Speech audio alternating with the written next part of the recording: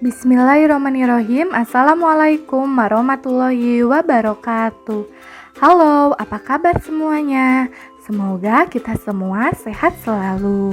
Bagaimana hari ini? Apakah kalian semua sudah siap untuk belajar? Sebelum belajar, baca doa terlebih dahulu ya. Hari ini kita akan belajar tema 7, subtema 2, pembelajaran 4. Yuk buka bukunya bersama-sama. Nah, ada yang ingat sebelumnya kita belajar apa? Ya, kita belajar tentang peristiwa proklamasi. Setelah peristiwa proklamasi kemerdekaan, ada pekerjaan sangat penting yang harus dikerjakan. Pekerjaan itu adalah pembentukan Negara Kesatuan Indonesia. Banyak peristiwa dalam proses terbentuknya Negara Kesatuan Republik Indonesia. Sebagai negara yang baru lahir, Indonesia belum memiliki undang-undang dasar yang berfungsi untuk mengatur segala aspek kehidupan berbangsa dan bernegara. Kepala negara dan kepala pemerintahan yang akan menjalankan pemerintahan serta kelengkapannya juga belum ada. Para pemimpin bangsa segera memanfaatkan dengan sebaik-baiknya lembaga yang ada pada waktu itu, yaitu PPKI yang dibentuk Jepang sejak tanggal 7 Agustus 1945. Diketuai oleh Insinyur Soekarno dan wakil ketuanya yaitu Dr. Andes Muhammad Hatta. PPKI menggantikan tugas BPUPKI yang sudah berakhir. BPUPKI dibentuk pada tanggal 29 April 1945. Nah, ada yang tahu apakah kepanjangan dari PPKI dan BPUPKI? BPUPKI adalah kepanjangan dari Badan Penyelidik Usaha-Usaha Persiapan Kemerdekaan Indonesia, dan PPKI adalah kepanjangan dari Panitia Persiapan Kemerdekaan Indonesia. Diingat-ingat ya. Selanjutnya, buka buku halaman 113 dan 114. Nah, di sana ada teks yang berjudul Proses Pembentukan NKRI. Mari kita ulas bersama-sama isi teks tersebut. Proses pembentukan NKRI ini terbagi menjadi 4 tahap. Yang pertama, pembentukan kelengkapan pemerintah. Yang kedua, pembentukan Komite Nasional Indonesia. Yang ketiga, pembentukan alat kelengkapan keamanan negara. Yang keempat, pembentukan lembaga pemerintah di seluruh daerah di Indonesia. Mari kita ulas yang pertama, pembentukan kelengkapan pemerintah. Nah, sidang pertama dilakukan pada tanggal 18 Agustus 1945, bertempat di Gedung Kesenian Jakarta, dengan pemimpin sidang Insinyur Soekarno dan Muhammad Hatta sebagai walinya. Anggota sidang yaitu ada 27 orang. Hasil dari sidang pertama yaitu 1. Mengesahkan Undang-Undang Dasar 1945 sebagai Konstitusi Republik Indonesia. Yang kedua, memilih Presiden dan Wakil Presiden, Insinyur Soekarno sebagai Presiden dan Dr. Andes Muhammad Hatta sebagai Wakil Presiden. Yang ketiga, tugas Presiden untuk sementara waktu dibantu oleh Komite Nasional. Sidang kedua diadakan pada tanggal 19 Agustus 1945. Hasil dari sidang kedua yaitu yang pertama, menetapkan 12 kementerian yang membantu tugas Presiden dalam pemerintah. Yang kedua, membagi wilayah Republik Indonesia menjadi 8 provinsi, yaitu Provinsi Sumatera, Jawa Barat, Jawa Tengah, Jawa Timur, Sunda Kecil, Maluku, Sulawesi, dan terakhir yaitu Kalimantan. Tahap kedua, pembentukan Komite Nasional Indonesia. Tahap ketiga, pembentukan alat kelengkapan keamanan negara. Penjelasan untuk pembentukan Komite Nasional Indonesia yaitu PPKI kembali mengadakan sidang pada tanggal 22 Agustus 1945 dan yang memiliki agenda pokok tentang rencana pembentukan Komite Nasional dan Badan Keamanan Rakyat. Komite Nasional dibentuk di seluruh Indonesia dan berpusat di Jakarta.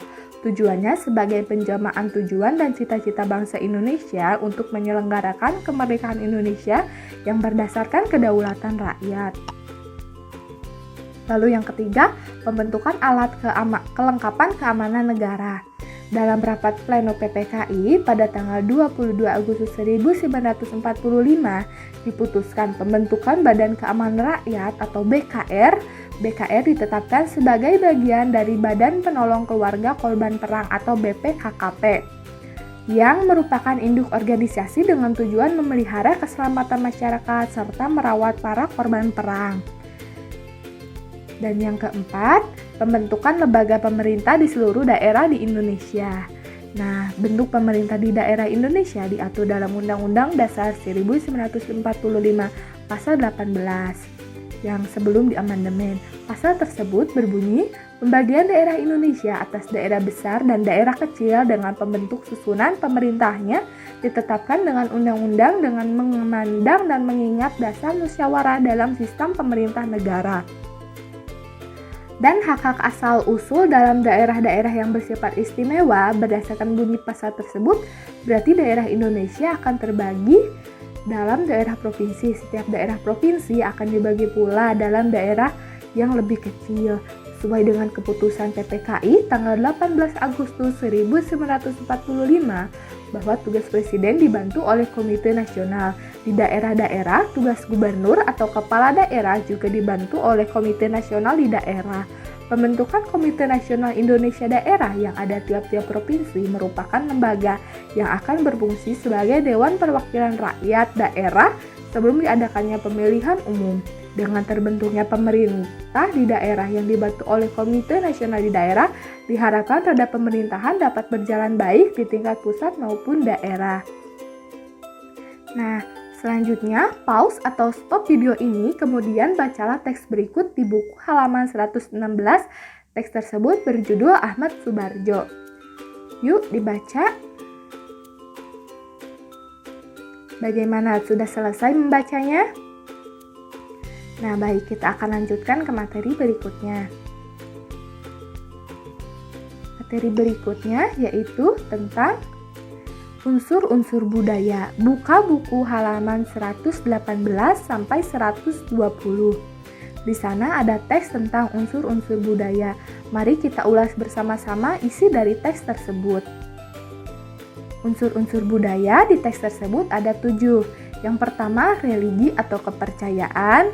Yang kedua, mata pencaharian. Yang ketiga, teknologi dan peralatan.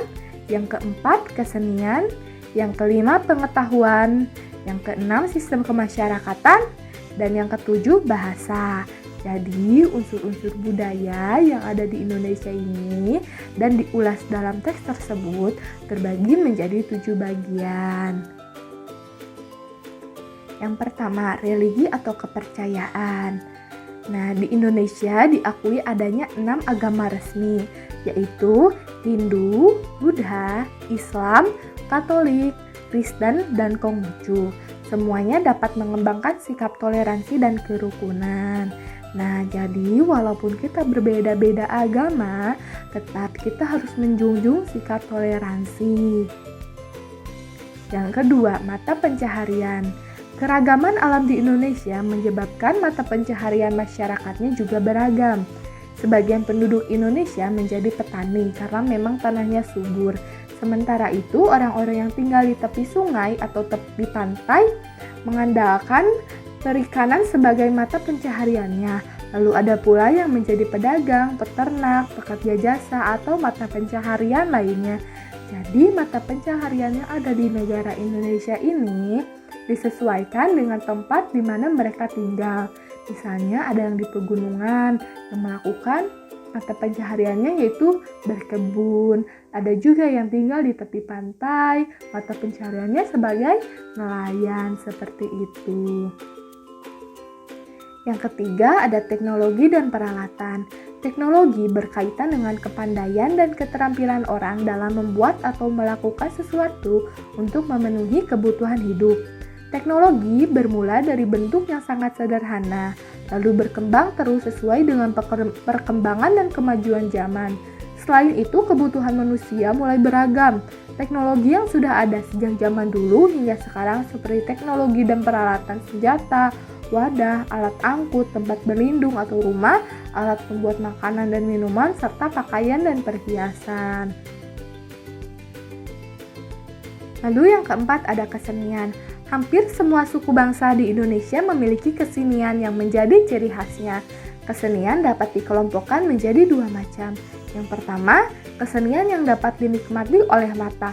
Misalnya, seni patung, seni ukir, seni lukis, seni rias, seni tari, seni pendalangan atau wayang, dan seni olahraga. Yang kedua, seni yang dapat dinikmati oleh telinga. Misalnya, seni musik, seni sastra. Setiap suku di Indonesia juga memiliki lagu daerah, alat musik, dan berbagai kesenian. Poin kelima yaitu pengetahuan. Berbagai suku bangsa di Indonesia telah memiliki pengetahuan tinggi. Pengetahuan itu telah mereka terapkan untuk mengatasi kesulitan-kesulitan hidup. Pengetahuan itu antara lain tentang alam sekitar, flora fauna, bahan-bahan mentah, benda-benda di lingkungan alam, tubuh manusia, sifat dan kelakuan manusia, serta pengetahuannya tentang ruang dan waktu. Misalnya, pengetahuan tentang berbagai jenis tanaman dan ramuan obat tradisional. Pengetahuan menentukan arah orang Dayak sehingga tidak tersesat di hutan belantara. Dan pengetahuan menentukan arah para pelaut tradisional kita ketika mengarungi samudra dengan kapal pinisinya sehingga bangsa kita dikenal sebagai bangsa bahari. Lalu poin keenam yaitu tentang sistem kemasyarakatan dan poin ketujuh tentang bahasa. Nah, sistem kemasyarakatan adalah pola hidup yang menjadi kebiasaan dan dianut serta telah menjadi kebiasaan suatu masyarakat. Ada sistem perkawinan, sistem kekerabatan, dan sistem perilaku dalam masyarakat. Contohnya sistem marga pada suku Batak dan sistem terah pada suku Jawa. Kedua contoh ini merupakan sistem kerabat suku-suku tersebut. Lalu untuk bahasa, setiap suku bangsa mempunyai alat komunikasi sendiri-sendiri yang terkadang hanya dimengerti dan dipakai oleh suku itu sendiri. Itulah yang dinamakan dialek. Lalu bagaimana suku-suku di Indonesia bisa berkomunikasi dengan suku lain? Beruntunglah kita memiliki bahasa Indonesia yang telah ditetapkan sebagai bahasa nasional dan bahasa persatuan. Tentu kamu ingat bukan salah satu istilah Sumpah Pemuda tahun 1928? Nah, selanjutnya perhatikan pola lantai pada tari kelompok berikut. Gerak pertama, dilihat pola lantainya seperti apa. Ya, nah kelompok ini berdiri secara berjajar atau secara lurus. Lurusnya lurus ke samping. Itu gerak pertama. Lalu gerak kedua, pola lantai yang digunakan yaitu secara melingkar. Nah, jadi pola lantai itu bisa bermacam-macam. Bisa lurus ke samping, lurus ke depan, melingkar, jijak, dan banyak lagi. Nah, sekian untuk penjelasan tema 7, subtema 2, pembelajaran 4. Terima kasih. Nah, ada tugasnya jangan lupa dikerjakan. Wassalamualaikum warahmatullahi wabarakatuh.